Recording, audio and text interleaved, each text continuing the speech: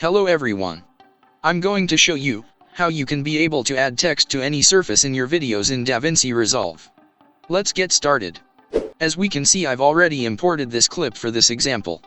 Now select the clip, then right-click and select the new Fusion clip, and with your play head over to that clip, and go to the Fusion page.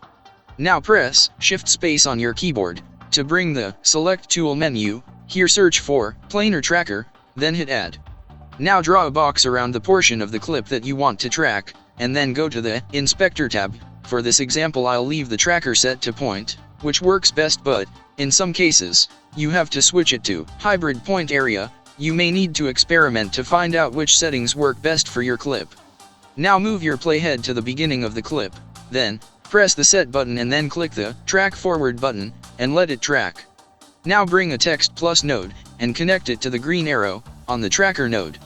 Now under the Inspector tab, type the word you want to use in your video, and then click Planar Tracker and change operation mode from Track to Corner Pin. Now drag the corners of the box, so it matches the perspective of the shot. Now select the text and increase the size if needed. In many cases this is all you need to do to make this effect. However, if you're trying to make the size of the font bigger and the edges get cut off, this is because we can only adjust our text within the boundaries of the corner pin box we've created. Now here's how to fix that issue. Switch the Planar Tracker operation mode back to Track, then click Create Planar Transform. This creates a new node that contains all the tracking data. Now drag a Merge node, connect Planar Transform to the green arrow. Now disconnect the text node from Planar Tracker and connect it to the Planar Transform.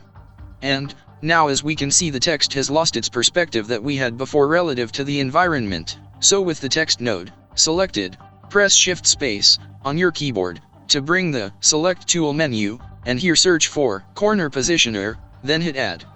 This is similar to the Corner Pinner that we've used before, except that the text is no longer restricted to the borders of the new perspective box we make. As I increase the size of the text, you can see it doesn't get cut off anymore. As a bonus with this method, if you want your text to look like it's a part of the surface that you're tracking, you can go to the Merge node and change Apply to something like Overlay. Now you can see the texture of the wall on the text layer. If you found this video useful, please like and subscribe. Happy editing!